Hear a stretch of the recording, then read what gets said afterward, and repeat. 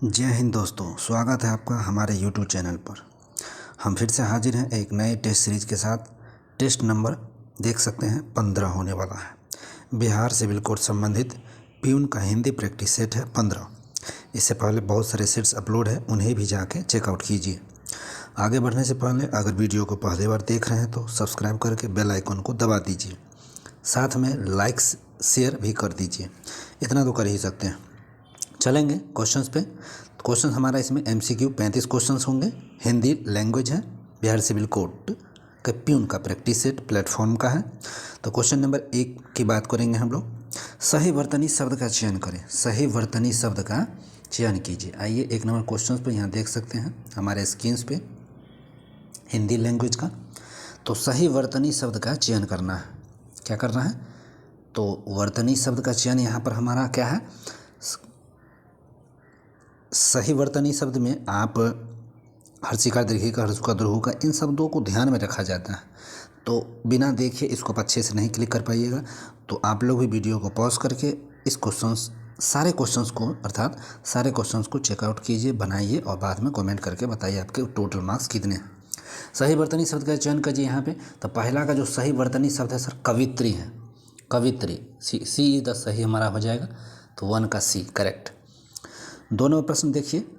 अर्वाचीन का विलोम क्या होता है? देखिए अर्वाचीन है, विलोम मतलब विपरार्थक, ठीक है, उल्टा पूछा गया है। और अर्वाचीन शब्द का अर्थ होता है क्या सर? नई का, नया चीज।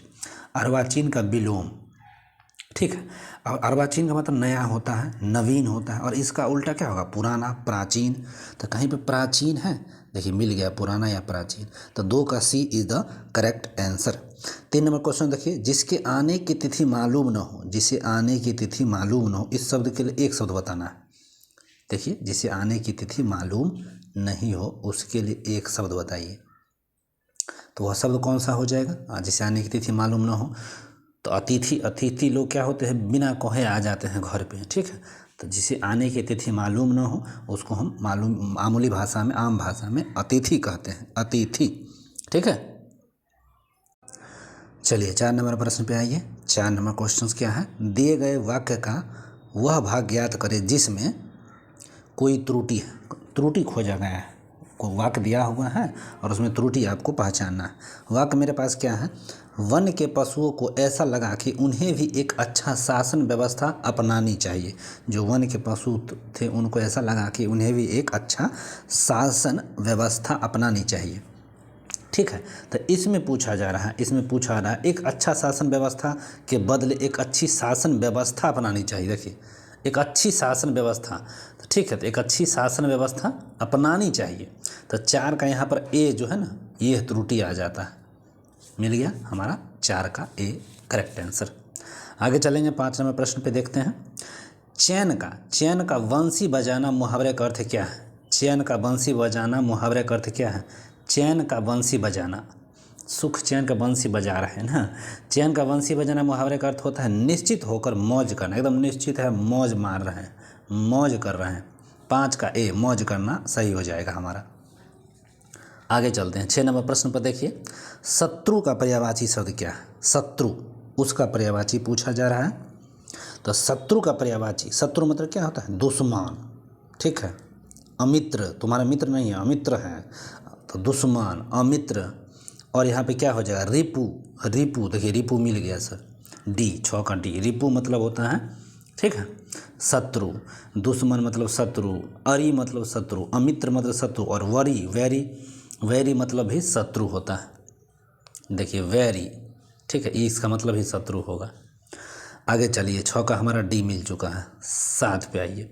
आगे होने वाले शब्द समूह के लिए एक शब्द का प्रयुक्त होना है। आगे होने वाला, जो आगे होने वाला उसके लिए पूछा गया एक शब्द, ठीक है। तो उसके लिए होता है भावी या आगामी। आगे जो होगा उसको आगामी कहेंगे या भावी कहेंगे। तो 7 का डी हो जाएगा, ठीक है। उन शब्दों को, जैसे बंधु का पर्यायवाची क्या होता है? भाई। और आगे होने वाले अर्थ मतलब भावी, आगामी। 7 का क्या हो जाएगा? डी। आगे क्वेश्चन देखते हैं। कृतज्ञ का विलोम पूछ दिया है सर। कृतज्ञ 8 में क्या है? कृतज्ञ का विलोम पूछ दिया गया। कृतज्ञ मतलब होता है ऋणी, किसी का ऋणी है।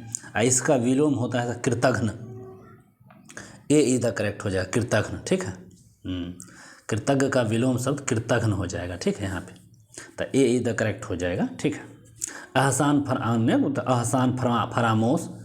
ठीक है, रेनी। और त्यागी का अर्थ क्या होता है? त्यागने वाला। ये त्यागी क्या है? त्यागी का अर्थ त्यागने वाला। निष्ठुर, निष्ठुर का अर्थ होता है निर्दयी, निर्दयी लोग होते हैं। अब प्रतिकूल जन्म करते हैं, प्रतिकूल का अर्थ होता है विपरीत।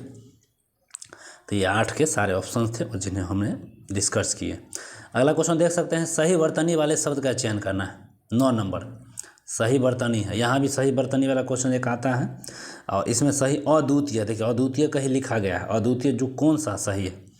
ठीक है, तो डी इज द करेक्ट हमारा होता, अद्वितीय डी में सही है, 9 का डी हो जाएगा, ये सही है, बाकी सब गलत है, बाकी सब गलत है। 10 नंबर क्वेश्चन देख सकते हैं आप लोग, अल्प वृक्ष का पर्यायवाची शब्द क्या है? अल्प वृक्ष, अल्प वृक्ष मतलब समानार्थक शब्द, पर्यायवाची शब्द अल्प वृक्ष। तो कल्प, हाँ कल्पतरु, कल्पतरु होता है इसका आंसर। अल्प वृक्ष का पर्यायवाची कल्पतरु, परिजात, देव वृक्ष, ये सब हो जाएंगे 10 का। आगे चलते हैं, दिए गए वाक्य का वह भाग ज्ञात करें जिसमें कोई त्रुटि है। अब यहाँ भी त्रुटि पूछ दिया गया सर, कोई त्रुटि। आदमी वहीं तक जाता है जहाँ तक जाने की उसमें क्षमता है। देखिए ये पूरा वाक्य है और इसमें वाक्यांश में त्रुटि पूछना है। आदमी वहीं तक जाता है जहाँ तक जाने की उसमें क्षमता है। ठीक है, तो 11 को हो जाएगा सर हमारा वहाँ तक जाने की, ये त्रुटि मिलते हैं, वहाँ तक जाने की यही त्रुटि है। 11 का डी हो जाएगा, वहाँ के साथ विपरीत शब्द जहाँ होना चाहिए, वहाँ के साथ जहाँ होना चाहिए, लेकिन गलत दिया। ठीक है, और इस प्रकार सही होगा जहाँ तक जाने की उसमें क्षमता हो, तो ये होना चाहिए था। तो 11 का डी। 12 नंबर देखिए, लहू का घूंट पीकर रह जाना, लहू का घूंट पीकर रह जाना मुहावरा है, लहू का घूंट पीकर रह जाना।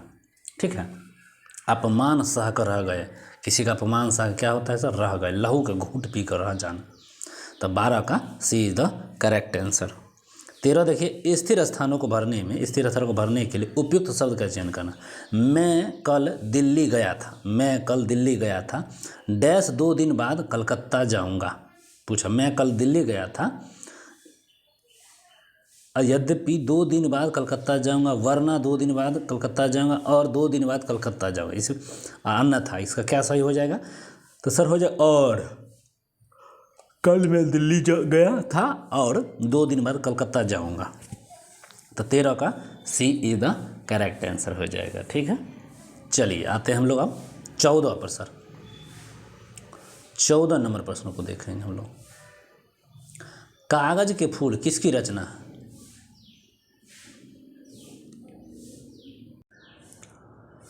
तो कागज के फूल किसकी रचना है? कागज के फूल किसकी रचना है बताइए, पीछे भी ये क्वेश्चन हो चुका है।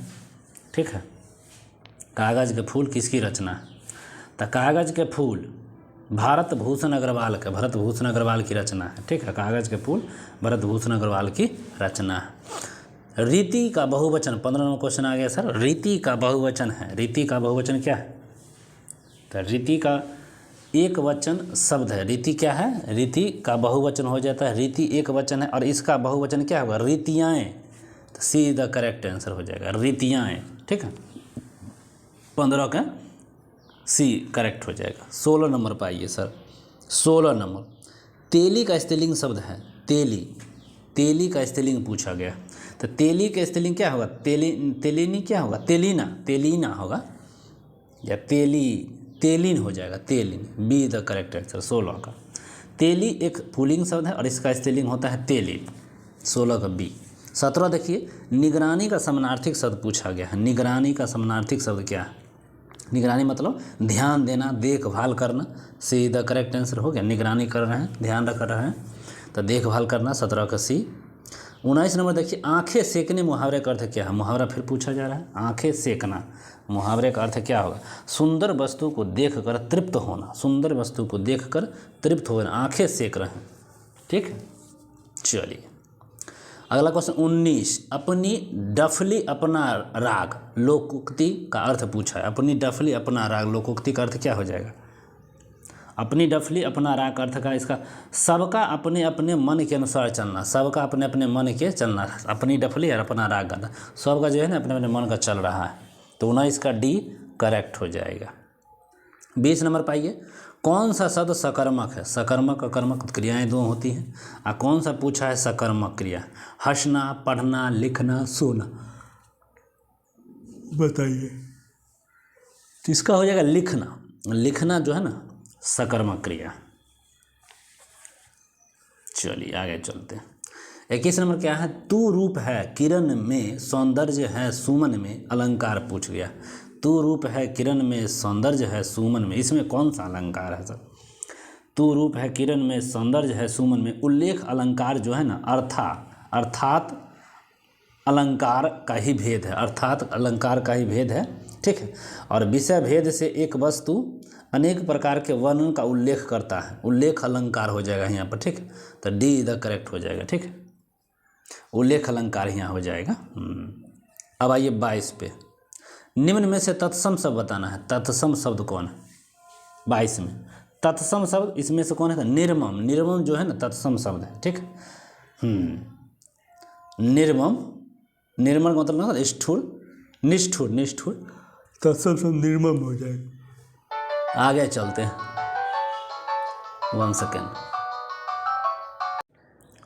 तो निर्मम यहाँ हो गया ना। चलिए आगे चलते हैं। 23 नंबर पाइए, निम्न में से तद्भव शब्द कौन सा है? निम्न में से तद्भव पूछा गया है, तद्भव शब्द में से कौन सा है? तो 23 में तद्भव शब्द संगम जो है ना हमारा, संगम डी है, वह तद्भव शब्द हो जाता है। और संगम का संधि विच्छेद क्या होगा? सम जोड़ गम, सम जोड़ गम हो गया संगम, तद्भव शब्द। चलिए 24 नंबर पर आते हैं। संत शब्द का विलोम पूछ दिया है सर, संत शब्द का विलोम पूछा है। संत जो होते हैं साधु संत जो हैं, ठीक है, और उसका विलोम होता है दुर्जन, बहुत दुर्जन, खराब लोग, बी द करेक्ट। संत का विलोम दुर्जन हो जाएगा, ठीक है। और कुटिल का विलोम पूछिए, तो कुटिल मतलब होता है गलत वाला, तो इसका सरल हो जाएगा, सरल, ठीक है। और निर्दय, निर्दय जो है उसका सदय हो जाएगा। निर्दय दयालु वाला होता है, और सदय मतलब होता है दयालु वाला। चलिए 24 का हो गया। 25 देखिए, 25 में क्या है? संज्ञा की विशेषता बताने वाले शब्द को क्या बोलते हैं? तो क्या बोलते हैं? सर्वनाम बोलते हैं। संज्ञा की विशेषता को जो बताते हैं उसको हम क्या कहेंगे सर? विशेषता बताने को विशेषण कर, सॉरी, संज्ञा की विशेषता को बताने वाले शब्द को विशेषण कहेंगे, ठीक है। तो विशेषण या नाम विशेषण दोनों में से यही हो जाएगा, सी इधर करेक्ट हो जाएगा। 25 का सी हो जाता है। 26 देख लीजिए। 26 में उसने चित्र देखा, यह वाक्य डैश में है। 26 में क्या है? उसने चित्र देखा, यह वाक्य डैश में है। तो उसने चित्र देखा वाक्य भूतकाल में है, था है देखा, यह भूतकाल में है। भूतकाल की क्रिया से विशेष समय का बोध नहीं होता है, उसे सामान्य भूतकाल क्रिया कहते हैं। जैसे पानी गिरा, गिरा, उसने चित्र देखा, तो भूतकाल का है, ठीक है, वो भी देख लीजिए। 26 में बी करेक्ट आंसर हो जाएगा। चलते हैं 27 पे। 27 नंबर क्वेश्चन है, आसरा शब्द का तत्सम पूछ दिया है। आसरा शब्द, हाँ, आसरा शब्द का तत्सम क्या हो जाएगा? आसरा, आसरा शब्द का तत्सम है कि तद्भव? सॉरी, तत्सम ही पूछा गया है। आसरा शब्द का तत्सम जो है ना आश्रय हो जाएगा। आश्रय कहाँ है सर? ए में करेक्ट आंसर, आश्रय, ठीक है। आगे चलते हैं 28 को देखिए। 28 में इनमें से सही विन्यास शब्द सुनिए। सही है मतलब वही शुद्धि, सही शुद्ध शब्द कौन सा है? तो विद्यार्थी, विद्या जोरार्थी, बी द करेक्ट। 28 का हमारा मिल चुका है सही वर्तनी। आगे चलिए 29 नंबर में, निम्न में से शुद्ध वर्तनी का चयन करना है। शुद्ध वर्तनी, यहाँ भी शुद्ध अशुद्ध बहुत पूछ रहा है, क्या बात है? शुद्ध वर्तनी यहाँ पर चर्चा हो जाएगा, बी द करेक्ट आंसर। शुद्ध वर्तनी चर्चा। अन्य शब्दों का शुद्ध वर्तनी पराजित, लाड़, जगह, पराजित। पराजित में जो होता है ना पराजित, जैसे प्रा जहरसी करती, पराजित होता है। ये लाड़ क्या होता है? इससे लाड़, ये अनुस्वार। और जगह देखिए, जगह, जगह लिख दिया है तो जगह अलग होता है, तो समझ गए होंगे। चलिए 30 नंबर देखिए, जिसके ऊपर किसी का उपकार हो, जिसके ऊपर किसी का उपकार हो, वाक्यांश का एक शब्द पूछा गया है। जिसके ऊपर उपकार हो उस वाक्यांश के लिए एक शब्द क्या होगा? अब उपकार किया है तो उसके लिए उपकृत हो जाएगा, जिसके ऊपर किसी का उपकार हो उपकृत कहेंगे। ठीक है, चलिए अब हम लोग का गद्यांश आ गया है। गद्यांश आप हम पढ़ चुके हैं, आप लोग इसको हम दिखाते हैं, इसको स्पॉज करके पढ़िए। ठीक है, और उसके बाद अच्छे से 1 से 2 बार पढ़िए और उसके बाद इसका आंसर की कर पाएगा। बहुत आसान होता है, बहुत ईजी होता है। आप अपनी कॉमन सेंस का प्रयोग करेंगे तो बिल्कुल इसको बना पाइएगा, इसमें कोई दिक्कत नहीं। मेरा लगभग गलत सब सही होते हैं। तो देख सकते हैं यहाँ पर, इसको पूरी अच्छी तरह से आप पढ़िए। मैं बार बार वीडियो को पॉज कीजिए। ठीक है, उसके बाद पढ़िए और इसके बाकी 5 क्वेश्चन आते हैं, इसलिए 5 नंबर आपके जेबी का है, मेरिट समझिए बना दे सकता है। ठीक है, तो बहुत ही आसान तरह से आप पढ़ सकते हैं इसको अच्छे से। बार बार वीडियो पॉज कीजिए, इसको पढ़िए पूरी गद्यांश को और अच्छे से इसको क्वेश्चन आंसर कीजिए। कमेंट करके बताइए, इसको आप लोग कमेंट करके बताइए 5 क्वेश्चंस का। चलिए 31 पे आइए, हम लोग क्वेश्चन पर अब आते हैं। अनुच्छेद के आधार पर हमें किस पर सर्वाधिक ध्यान देने की जरूरत है? 31 नंबर पूछा गया है। अनुच्छेद के आधार पर हमें किस पर? तो कला की प्रवृत्ति पर सर, कला की प्रवृत्ति पर हमें ध्यान देने की आवश्यकता है। ठीक है, आगे चलेंगे तो 32 पे, अनुच्छेद के अनुसार गणित, भूगोल, इतिहास आदि विषय हैं। तो ये सब विषय जो हैं सर किस पे हैं? तो भाव प्रधान विषय हैं, बी हो जाएगा 32 का, B is the correct answer. चलिए अब आ जाइए 33 पे। 33 क्वेश्चंस हैं। ज्ञान विज्ञान को बहुत अधिक महत्व देने का क्या कारण है? ज्ञान विज्ञान को बहुत अधिक महत्व देने का कारण है समाज उन्नति कर रहा है। सही बात है, समाज क्या कर रहा है? उन्नति कर रहा है। 34 नंबर पाइए सर, 34 नंबर प्रश्न। 33 का ए हो गया था, 34 हमारा। किशोरावस्था में तार्किकता के प्रधान पर, किशोरा में तार्किकता के प्रधानता और भाव के अभाव में डैश का रास्ता अपना रही है। तो ये किसका अपना रास्ता अपना रहा है? सो बता दीजिए। तो ये 34 में जो हो जाएगा ना, इसका ये पतन का अभाव, पतन का रास्ता अपना रहा है, पतन ही होगा ना। और अंतिम, इस वीडियो का अंतिम प्रश्न, इनमें से कौन सा शब्द समूह से भिन्न है? इनमें से कौन सा शब्द जो है अभिव्यक्ति जो है समूह से भिन्न है? स्वाभाविक, तार्किक और साहित्य, एक भाववाचक, लेकिन अभिव्यक्ति तो थोड़ा सा अलग है। तो बस आज का इतना ही। हमारे हिंदी के वीडियो कैसे लगे बिल्कुल निश्चित रूप से कमेंट करके बताएं। कोई सुझाव, कोई सजेशन हो तो आप दे सकते हैं, और या कोई भी क्वेरी है, कोई भी सवाल पूछना है तो आप कमेंट कर सकते हैं। मिलते हैं फिर दूसरे वीडियो में। जितना हो सके लाइक शेयर कमेंट कीजिए। Bye bye, take care.